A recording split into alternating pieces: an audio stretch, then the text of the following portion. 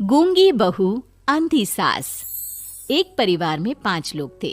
ओम प्रकाश, उनकी पत्नी सुमित्रा, बहू भावना, बेटा राहुल और एक थी उनकी बेटी प्रियंका।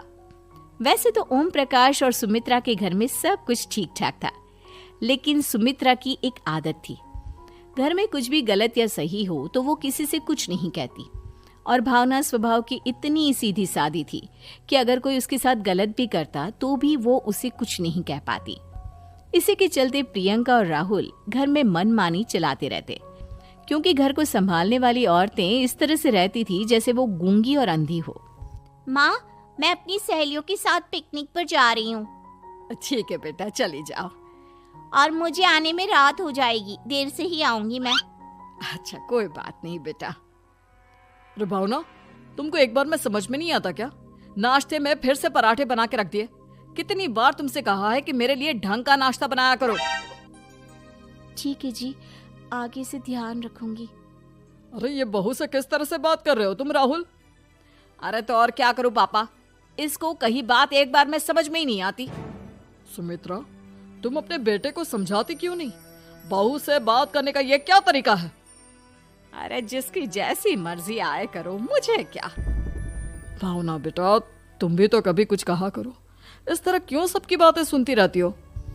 कोई बात नहीं पापा जी, सब ठीक है। रात को काफी देर तक प्रियंका घर नहीं आती और जब वापस लौट कर आती है तो एक लड़की के साथ बाइक पर बैठकर।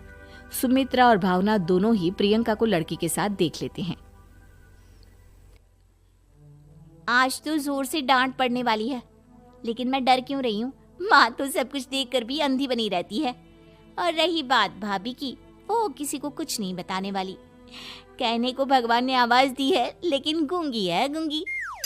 अरे प्रियंका बेटा, इतनी रात को कॉलेज से लौट कर आ रही हो? कहाँ गई थी तुम? पापा, वो सहेली के घर पर थी, पढ़ाई करने के लिए रुक गई थी। अच्छा, ठीक है, जाओ अपने कमरे में जाओ और सो जाओ। सुमित्रा ने अपनी बेटी को एक लड़की के साथ इतनी रात को आते देखकर भी उससे कुछ नहीं कहा और भावना ने भी इस बारे में किसी से कोई बात नहीं की। कुछ दिनों के बाद मामा जी का फोन आया था। उन्होंने प्रियंका के लिए कोई रिश्ता ढूंढा है। लड़के वाले उसे देखने आ रहे हैं। अरे मुझे नहीं करनी शादी वादी, किसी लड़की को बुलाने की कोई जरूरत नहीं है। ये तुम क्या कर रही हो प्रियंका बेटा? तुम्हारी शादी की उम्र हो चली है और तुम्हारे मामा जी ने बहुत अच्छा रिश्ता बताया है। पापा, अब जिद क्यों कर रहे हैं? और आप क्यों मेरी मर्जी के खिलाफ शादी कराना चाहते हैं? अरे माँ, इसको समझाइए ना। आपकी बेटी, आप तो बस चुपचाप सब कुछ होते हुए भी देखती रहती हैं।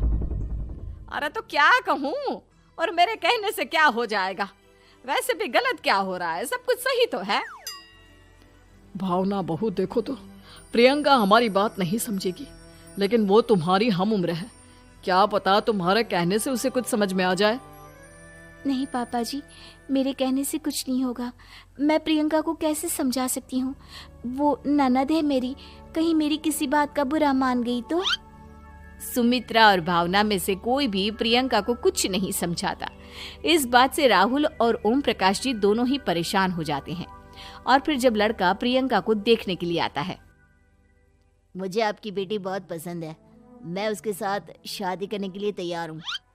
देखो, मुझे तुमसे शादी नहीं करनी, और ये बात जितनी जल्दी समझ में आ जाए अच्छा रहेगा। अरे तो फिर आप लोगों ने मुझे यहाँ बुलाया ही क्यों? माफ कर दो बेटा, वो हमारी बेटी जरा गुस्से में है, हम उसे समझाने की कोशिश करते हैं। हाँ, देखिए आप नाराज मत होइए, वो तो उसने बस ऐसे ही कह दिया होगा। अरे कोई ऐसे ही कुछ कहता है क्या? और ये आपकी पत्नी और माँ, ये दोनों इस तरह चुपचाप क्यों बैठे हैं, जैसे इस घर के मेंबर ही ना हो? आपके घर में सब कुछ ठीक तो है ना? अरे सब कुछ ठीक है बेटा। सुमित्रा, समझाओ ना अपनी बेटी को। अरे क्या समझाऊं, क्या होगा समझाने से? सब ठीक ही तो हो रहा है, गलत क्या हो रहा है? भावना, प्रियंका को अंदर लेकर जाओ और उससे समझाओ कि कितना अच्छा रिश्ता है। इतना अच्छा लड़का है, इस तरह से बिहेव ना करे। नहीं जी, मैं किसी से कुछ नहीं कह सकती जी।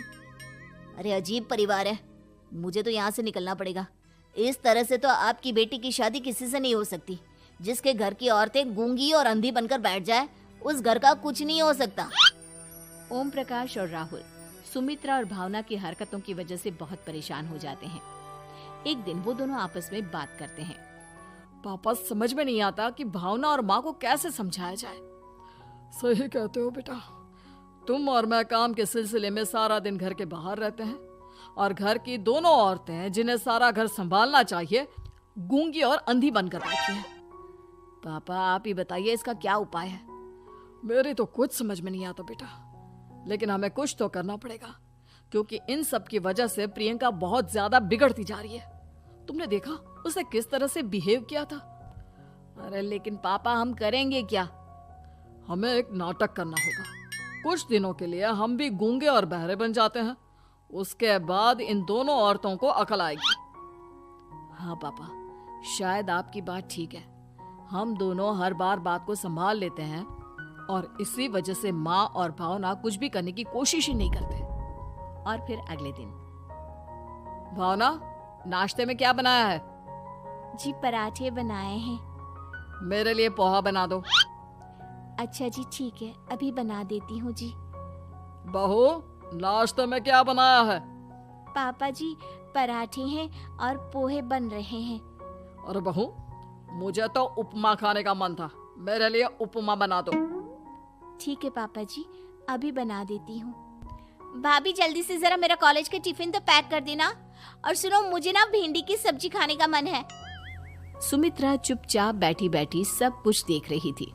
उसने किसी से कुछ भी नहीं कहा और ये देखकर भावना को मन ही मन गुस्सा आ रहा था, लेकिन वो किसी से कुछ नहीं कह रही थी। उसे लग रहा था कि ओम प्रकाश जी, जो हमेशा उसकी साइड लेते थे, वो भी आज चुपचाप बैठे हुए थे। शाम के वक्त प्रियंका अपने बहुत सारे दोस्तों को लेकर घर आती है और उधर दूसरी तरफ से राहुल भी अपने ऑफिस के दोस्तों को लेकर घर आ जाता है। प्रियंका अपने कमरे में तेज म्यूजिक चलाकर डांस करती है और राहुल अपने दोस्तों के साथ बैठकर जोर जोर से हंस रहा था। प्रियंका और राहुल मिलकर पूरे घर को अस्त व्यस्त कर देते हैं, लेकिन भावना उनसे कोई शिकायत नहीं करती और सुमित्रा जी भी चुपचाप बैठी रहती है। लेकिन भावना और सुमित्रा के अंदर का गुस्सा धीरे धीरे बढ़ रहा था। फिर रात को ओम प्रकाश और राहुल एक दूसरे से बातें करते हैं।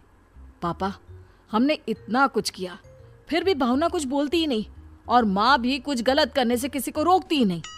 तुम चिंता मत करो बेटा, इन दोनों के अंदर का गुस्सा भर रहा है और बहुत जल्दी बाहर आने वाला है।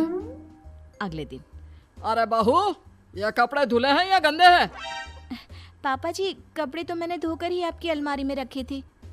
मुझे तो साफ नहीं लग रहे, एक बार और धो देना। प्रियंका, मैं सोच रहा था कि तुम्हें उस लड़के से शादी नहीं करनी है ना, मत करो। एक काम करो, वैसे भी क्या रखा है शादी वादी में, तुम्हें जो लड़का पसंद है उसके साथ जाकर कोर्ट मैरिज कर लो। इस बार ओम प्रकाश और राहुल की बात सुनकर भावना और सुमित्रा के अंदर का गुस्सा जाग उठता है। मैं किसी से कुछ कहती नहीं जी, इसका मतलब ये है कि आप लोग मुझे परेशान करते ही रहेंगे। कल 4 बार मुझसे नाश्ता बनवाया, आज पापा जी मुझसे धुले हुए कपड़ों को बार बार धुलवा रहे हैं। अरे मैं इंसान हूँ जी, कोई मशीन नहीं हूँ। तुम दोनों ने मिलकर इस घर की कैसी हालत बना दी है और अपनी बहन को भागकर शादी करने के लिए कह रहे हो। तुम भाई हो या दुश्मन? ओम प्रकाश और राहुल जोर जोर से हंसने लगते हैं। अरे इसमें हंसने की क्या बात है? हम लोग यहाँ इतने परेशान हो रहे हैं जी, तुम लोगों को ऐसी हरकत करने के बाद भी हंसी आ रही है। ये क्या कर रहे हैं जी आप दोनों? यही तो हम चाहते थे कि सुमित्रा, तुम अंधी होकर ना बैठी रहो। घर में कुछ भी गलत हो तो उसे रोकने की कोशिश करो। और भावना, तुम अपने साथ हो रहे गलत व्यवहार पर भी कभी मुंह नहीं खोलती। ये सही बात नहीं है। मैं चाहता था कि तुम्हारी भी जुबान खुले, तुम गलत बात का विरोध करो। गूंगी बहू और अंधी सास की ये जोड़ी इस घर में अब नहीं चलेगी।